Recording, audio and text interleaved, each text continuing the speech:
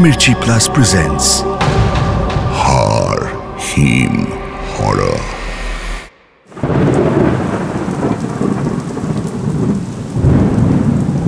অঘোর জঙ্গলের দিকে মুখ করে বসে একের পর এক বিড়ি শেষ করে চলেছে। বৃষ্টির মধ্যে দিয়ে সেই বিড়ির ধোঁয়া ধীরে ধীরে চারিদিকে ছড়িয়ে পড়ছে। খড়ের ছাউনি দেওয়া বাঁশের এই মাচাখানায় যেন তার শিকড় গজিয়ে গেছে। সেই কোন সকালে রাগ করে বাড়ি থেকে বৃষ্টি মাথায় বেরিয়েছে সে, আর এখন বিকেল শেষ হতে চলল। সেই তখন থেকেই অঘোর চুপচাপ এই মাচাটার ওপর পা গুটিয়ে বসে আছে। এই বর্ষার মাঝে দুপুরের দিকে শুধু একদল ছেলে বর্ষা হাতে আলপথ দিয়ে মাছ ধরতে ধরতে চলে গেল। তাছাড়া এই এতক্ষণে একটা জনমনুষ্যেরও দেখা নেই। সব লোকজন গ্রামের দক্ষিণ দিকে নদীর পাড়ে দুরু দুরু বুকে জমা হচ্ছে। সবার মনে একটাই ভয়, মা গঙ্গা এই বুঝি তাদের জমি ভিটে সব গিলে খেল। জঙ্গলের এই দিকটায় একা বসে থাকতে থাকতে অঘোরের একটু যেন ভয়ও করতে লাগলো। তার মনে হচ্ছে জঙ্গলের ভেতর থেকে কেউ তাকে চুপি চুপি একভাবে দেখে চলেছে।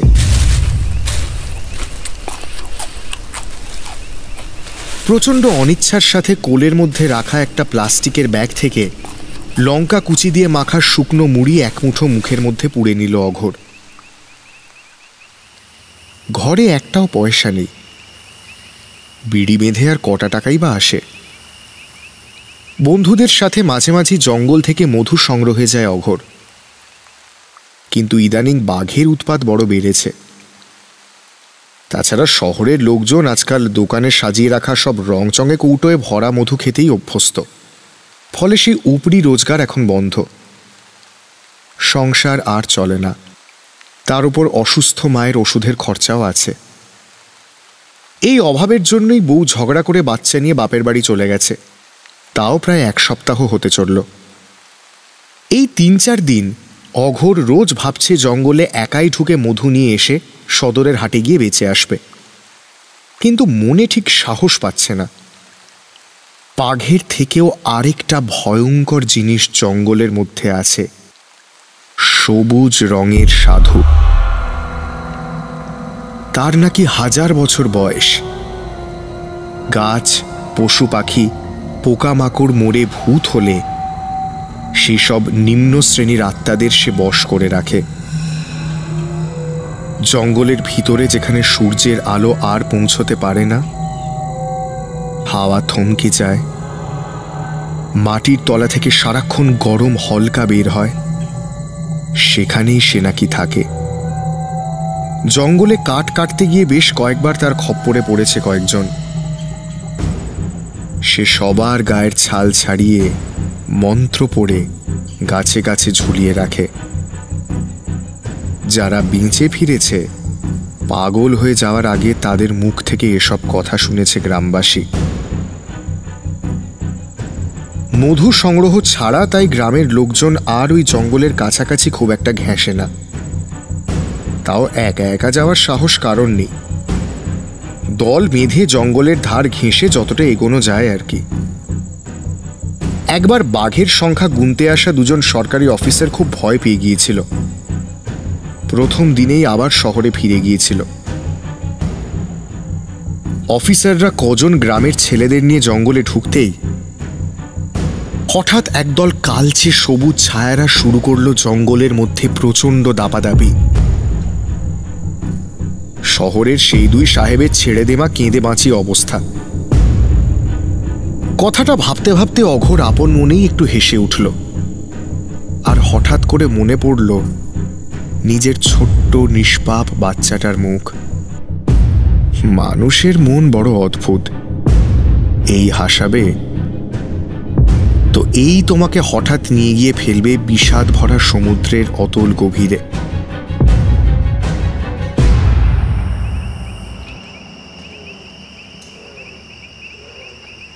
অঘোর ঠিক করল যাই হয়ে যাক, কাল সে জঙ্গলের ভিতরে মধু সংগ্রহ করতে একাই ঢুকবে। বৃষ্টির আওয়াজ থেমে গিয়ে চারদিকে কেবল ব্যাঙ আর ঝিঁঝির ডাক শোনা যাচ্ছে। চারপাশ যে কখন এক অদ্ভুত অন্ধকার কালো চাদরে ঢেকে গেছে অঘোর তা এতক্ষণ খেয়াল করেনি। সকালে ঠিক কী নিয়ে মায়ের সাথে ঝগড়া করে বাড়ি থেকে বেরিয়েছিল সেটাও এতক্ষণে আর মনে পড়ছে না তার। বৃষ্টির জল মাচার চারপাশে থই থই করছে। অঘোর দুটো পা মাচা থেকে নামিয়ে জলে ডোবাতেই মনে হলো তাকে বুঝি এক ঝটকায় কেউ দ্রুত জঙ্গলের মধ্যে টেনে নিয়ে যেতে লাগলো। অঘোর হাত পা ছুঁড়ে মাটি খোঁজার অনেক চেষ্টা করলো, কিন্তু কোথায় মাটি? মনে হচ্ছে গভীর কোনো কুয়োর ভেতরে তাকে কেউ টেনে নিয়ে চলেছে। হঠাৎ জলের ভিতর থেকে এবার কেউ তাকে ঠেলে মাটির ওপর তুলে দিল।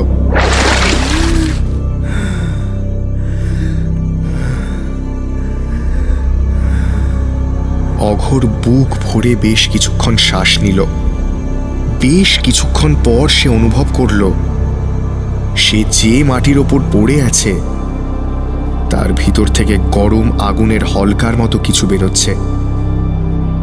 আশেপাশের গাছপালার গায়ে একটা আবছা সবুজ আলো। হঠাৎই তার চুলের মুঠি ধরে কেউ তাকে অবিরাম ঝাঁকিয়ে দিতে লাগলো। অঘোরের মুখ থেকে গোঙানির মতো কিছু অস্পষ্ট শব্দ বেরিয়ে এলো।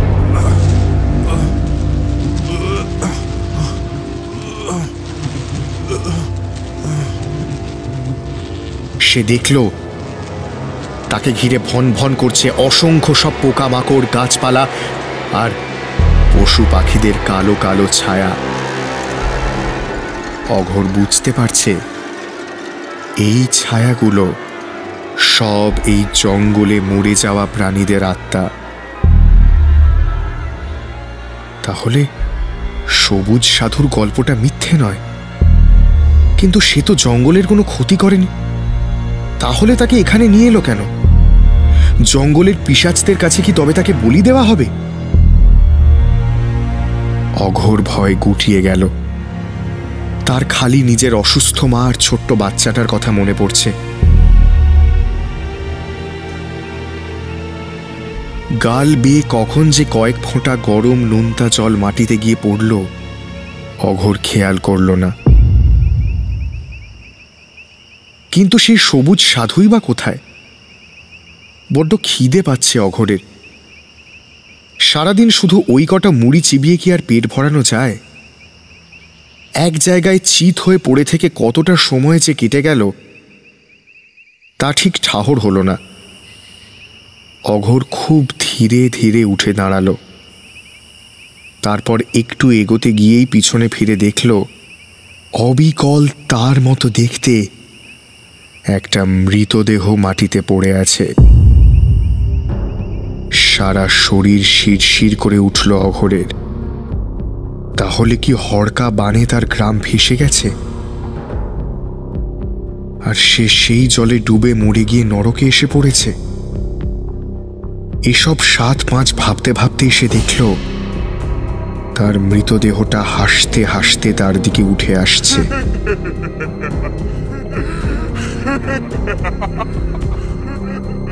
অঘোর চেষ্টা করছে খুব, কিন্তু তার পা দুটো যেন মাটির ভিতরে কেউ পুঁতে দিয়েছে। অঘোর প্রচন্ড জোরে এবার চিৎকার করে উঠল,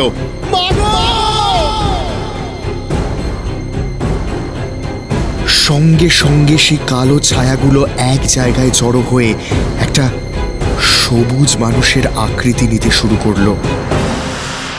অঘোর এবার নিজের সর্বশক্তি দিয়ে ঘুরে দাঁড়ালো। তারপর শুরু হলো তার প্রাণপণ দৌড়।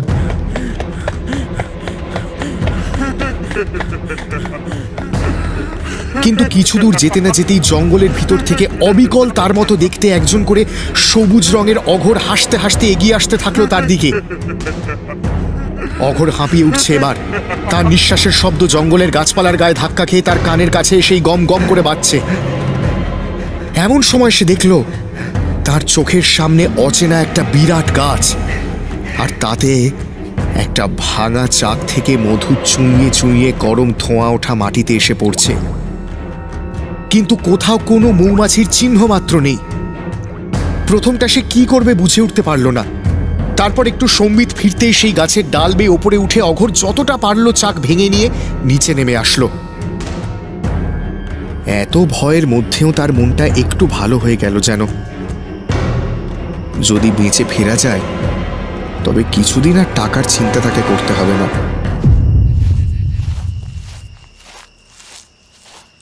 অঘোর আস্তে আস্তে হাঁটা শুরু করলো। কিছুক্ষণ আগের সমস্ত ছায়ারা কোথায় যেন ভ্যানিশ হয়ে গেছে। অঘোর যত এগোতে থাকলো দেখল জঙ্গল ধীরে ধীরে হালকা হচ্ছে। গাছের ফাঁক দিয়ে ভোরের নরম একটা আলো জঙ্গলের ভিতরে প্রবেশ করছে। অঘোর বুঝতে পারল একটা গোটা রাত কেটে গেছে।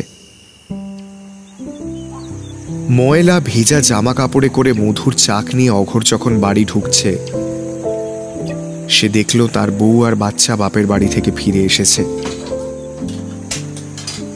অঘোরের বউ আর মা মিলে রান্নার তোড়জোড় করছে। তাকে কেউ দেখেও খুব একটা পাত্তা দিল না। মা শুধু বলল, যা স্নান করে আয়, তোর শাওড়ি তোর জন্য চুষির পায়েস করে পাঠিয়েছে। অঘোর মধু ভর্তি চাকগুলো দাওয়ায় একটা বড় অ্যালুমিনিয়ামের পাত্রে রেখে উঠোনে হামাগুড়ি দিতে থাকা বাচ্চাটাকে কোলে তুলে নিল। আর অমনি তার বুকের ভিতরটা ছ্যাঁত করে উঠল। অঘোর ছোটবেলায় শুনেছিল জঙ্গলের ভেতরে লুকিয়ে থাকা সেই সবুজ রঙের সাধু নাকি শুধু পশু পাখি গাছপালা বা পোকামাকড়ের আত্মাকেই নিজের কাছে বশ করে রাখে না, সে ছোট ছোট সরল শিশুদের আত্মাদেরও কিনে ফেলে। তাদের অসহায় গরিব মা বাবাদের বিভিন্ন রকমের জাগতিক জিনিসপত্রের লোভ দেখিয়ে তাদের বাচ্চাদের কিনে নেয়। বিস্ফারিত চোখে অঘোর লক্ষ্য করল তার কোলের বাচ্চাটার হাত পা সম্পূর্ণ শরীর ধীরে ধীরে সবুজ আর ঠান্ডা হয়ে যাচ্ছে।